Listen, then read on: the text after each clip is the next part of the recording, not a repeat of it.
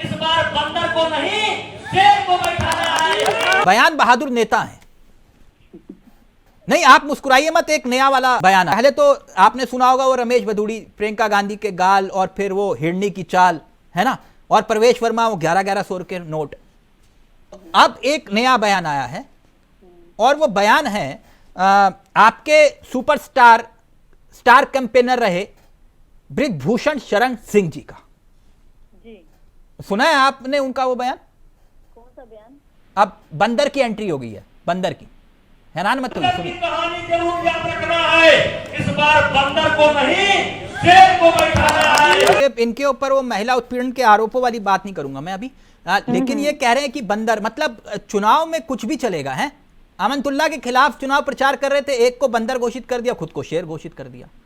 तो दोनों ही तो एक शेर और बंदर को, इसमें ऐसा तो है नहीं कि दोनों किसी को इंसान जो एक को शेर कर दिए को बंदर, उसकी दिक्कत क्या हो गई? ऐसा अच्छा, तो मतलब कोई किसी को बंदर बोले, किसी को अरे हिरनी तो बोले, नहीं जनता के बीच में बोला, जनता और किसी को बोले कि प्रियंका गांधी के गाल जैसी सड़क बना देंगे, यही चुनाव लड़ोगे आप? ये महिलाओं का सम्मान है आपका। देखिए वो है करवा, मैंने कहा ना, एक जनता के बीच, और जनता ने जनता के बीच बोला, जनता ने उसको समर्थन किया है कि अब ये बंदर नहीं तो शेर, उसमें जनता के बीच में बोले तो ऐसा तो नहीं तो आप किसको बंदर बोल रहे हैं? जनता ने, अरे उन्होंने जब चुनाव कैंपेनिंग में है, चुनाव के साथ बात हुई, तो जनता को बताया कि इस बार आपके आगे शेर आ रहा है।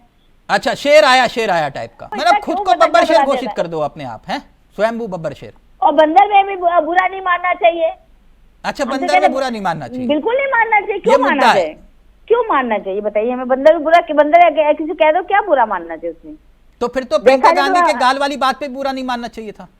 देखिए वो बात मैं नहीं कहूंगी इसमें, वो बात मैं नहीं, वो गलत है तो है, हम भी अच्छा, मानते तो हैं। फिर वो हिरण जो हिरनी की तरह इधर उधर फुदक रही है। मैंने क्या कहा तिलक जी, जो गलत है उसको तो मैं कहूंगी, लेकिन ये गलत तो रमेश भदौड़ी तो आपके स्टार प्रचारक है। हाँ तो ठीक है, उनसे कहा तो गया कि आप इस तरह बयान मत दिया करिए, बोला तो गया, और वैसे ही हमारे मोदी जी कह चुके हैं ज्यादा बयानबाजी मत करिए। अब उसके बाद ही नहीं कोई समझता तो अलग बात है ना। गलत किया ना उन्होंने? हमने कहा जो गलत है उसके लिए कहा भी जाता है, ऐसा नहीं है कि नहीं कहा जाता। आपको लगता है बृजभूषण का असर पड़ेगा दिल्ली चुनाव में? नहीं असर, देखिए असर जो है जनता से समझ रही है कि कौन सही है कौन गलत है, बात को रखता है। मैं कुल मिला के समझ गया, अनीता जी कह रहे हैं अभी तो बात सिर्फ जो है प्रियंका गांधी के गाल और हिरनी की चाल और बंदर तक आई है। अब कुछ घंटे इंतजार करिए, फिर चलेगा बटेंगे और कटेंगे। अरे तिलक जी, आप भी, आपको पंजाबियों से माफी मांगनी चाहिए। आप माफी मांगेंगे पंजाबियों से अनीता जी? देखिए तिलक जी, ऐसी कोई बात नहीं है कि पंजाबी, ऐसा नहीं कि पंजाबी समझदार, पंजाबी सब जानते हैं कि किस समय क्या हुआ था, कैसे हुआ था, किस हालात में यहाँ पे आए थे। वो उनको वो भूले हुए नहीं है, उनको याद है आए किस थे हालात मतलब? में आए। अरे जब आए थे पंजाबी यहाँ पे, क्योंकि मैं भी आपको पता बेसिक पंजाबी मैं भी हूँ, इसलिए मैं सारी चीजें जानती हूँ। नहीं तो आए थे मतलब मैं समझा नहीं, कहना क्या चाह रहे हैं? जब 47 में अब आया है, बंटवारा हुआ, पंजाबी हाँ। कैसे है, किस हालातों, किन्होंने मदद की थी उस समय, ये सबको पता है। आरएसएस उस समय किस तरह में मदद किया था पंजाबियों की, ये आज नहीं, अनीता जी कौन सी थ्योरी दे रहे हैं आप? दिल्ली में 80% आरएसएस के ही लोग हैं पंजाबी। नहीं, एक मिनट, एक मिनट, ये कौन सी थ्योरी दे रहे हैं आप? सच सुनना चाहिए। नहीं, आप कह रहे हैं सच सुनना चाहिए। जी हाँ, सच यही है कि पंजाबियों के साथ बड़ा नहीं, कहाँ से आए किया थे? गया, उसके बाद कहाँ से आए थे? मदद आप रिफ्यूजी घोषित कर रहे हैं पंजाबियों को? नहीं, रिफ्यूजी को मतलब ही नहीं है, रिफ्यूजी का नहीं, तो आप कहना क्या चाह रहे हैं कि आए थे? हम कहना कुछ नहीं, हम कहना क्यों? भाई एक ही देश था, एक ही देश, अगर दो हिस्से बांट दिए तो वो अपने ही तो देश में आ रहे हैं या कहीं और बाहर रह रहे हैं? तो देश तो हिंदुस्तानी है मैडम, तो आप उन्हें रिफ्यूजी को घोषित कर रहे हैं? ना, मैं किस हालातों में आज हमारे पुरखे नहीं तो हालात तो मैडम आपको मालूम होना चाहिए ना, हालात तो पूरे दुनिया को मालूम है।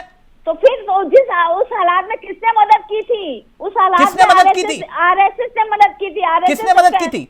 संघ ने मदद की थी, आरएसएस ने। अच्छा, संघ ने मदद की थी, आप ये कह रहे हैं? बिल्कुल 100%। अच्छा, इसलिए पंजाबी बच गए? 80%। फिर तो मैडम या तो आप पंजाबियत को समझते नहीं है या फिर आप पंजाबियों को जानते नहीं है। समझते हैं तिलक जी बहुत अच्छे समझते हैं। उस समय दिल्ली में जब आए थे हमारे पुरखे लोग, तो बताते हैं वो इसको कि हम लोग किस हालात में कैसे आए, हमको हिस्ट्री मालूम है, ऐसा नहीं कि हिस्ट्री नहीं मालूम है। लेकिन आज ये कह रहे पंजाबियों का अपमान भारतीय जनता पार्टी करिए, बिल्कुल कतई नहीं, गलत है। इस बात को मैं मान ही नहीं सकती कि सबसे बड़ी बात दिल्ली में पंजाब नंबर की गाड़ियों से दिक्कत क्या है? दिक्कत यह है कि सरकारी तंत्र की जो गाड़ियां हैं उसके लिए कहा गया है कि ऐसे तो सरकारी आपके राज्य यूपी से भी हरियाणा से भी गाड़ियां घूम रही है दिल्ली में। सरकारी नहीं है, अपनी प्राइवेट गाड़ियों अच्छा, से सरकारी हैं, नहीं है। आए सभी है। अब यहाँ पे भड़का रहे हैं लोगों को, ये केजरीवाल जी ने बोला है, ना कि यहाँ से किसी ने बोला है। जो उनकी सोच है वो बोल रहे हैं, जो केजरीवाल की सोच है वो बोल रहे हैं, ठीक, सोच को बोल रहे हैं, ठीक, वो उनकी सोच है। जहीर जी, लेकिन मुझे नहीं मालूम, आप कह रहे हैं कि आप भी पंजाबी हैं और अगर पंजाबियत को समझते और जानते हैं तो अनीता जी, ये वो कौम है जो मुगलों से लड़ी और उसने हिंदुओं को बचाया। आप गलत कोट कर रही थी, ठीक। अगर आप ना आप अब देखिए, अगर आप कहेंगे, सिंह जी भी लाए थे, सुनिए, गुरु गोविंद सिंह जी भी लाए थे, वो बात मैं जानती हूँ। आप बंदा सिंह का इतिहास पढ़ लीजिए, वही काफी है। मैं आपको एक छोटा सा होमवर्क दे रहा हूँ।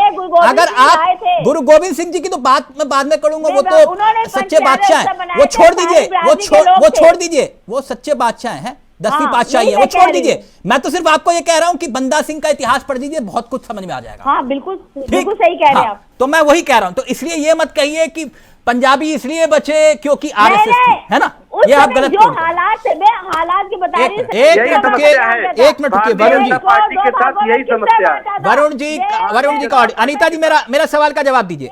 वरुण जी, एक मिनट प्लीज। आप ये दिल्ली चुनाव पर आइए ना। अनीता जी क्यों गुस्सा हो रहे हैं? अनीता जी क्यों गुस्सा? एक मिनट, दिल्ली चुनाव पर आते ना।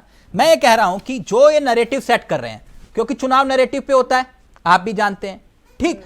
अब ये जो पंजाबियों वाली बात आ गई, अगर पंजाबी वाकई में आपसे नाराज हो गए तो अनीता जी? पंजाबी नाराज ही नहीं हो सकते। पंजाबी तो भाजपा, भारतीय जनता पार्टी के शुरू से रहे हैं, हमेशा रहेंगे। कैसे नाराज हो जाएंगे वो? क्यों नाराज होंगे बताइए? पंजाबी का नहीं, मैं इसका उदाहरण दे सकता हूं आपको, अगर आप पंजाबियों के लिए कुछ उन्होंने कहा ही नहीं है। ये मसला, क्योंकि अब देखिए पंजाब की सियासत में, ठीक, अकाली तक जो है वो कहां पर खड़े हैं आप देख लीजिए राजनीति में, ठीक। जनता ने आम आदमी पार्टी को चुन लिया लेकिन बीजेपी को नहीं चुना। आपने कहा ना कि भाई पंजाबी हमारे साथ है, तो मैं एक उदाहरण के तौर पे आपसे एक सवाल का जवाब चाह रहा था। और फिर दूसरा सबसे बड़ा उदाहरण, किसान आंदोलन के दौरान आपको माफी तक मांगनी पड़ी। देखिए, किसानों की बात उस समय अलग थी, वो अलग बात है। वो देखिए, सबसे पहले वो आंदोलन जो था, वो जो हमारे वो थे, वो समझ नहीं पाए, बैठ के वार्ता नहीं हो पाई ठीक से, इस वजह से ऐसी बात। अच्छा, इसलिए माफी मांगी थी आप? ना, ठीक से मैंने कहा ना, उन्होंने कहा था इसको वार्ता करेंगे, सब कुछ करेंगे, ऐसा नहीं है। आप अपनी बात, इसीलिए मैं आपको बहुत पसंद करता हूँ। मेरी फेसबुक वॉल पर भी आप सर्च करेंगे तो मैं आप ही को कोट करता हूँ, अगर लिखता भी हूँ कुछ तो। आपका शुक्रगुजार हूं सर।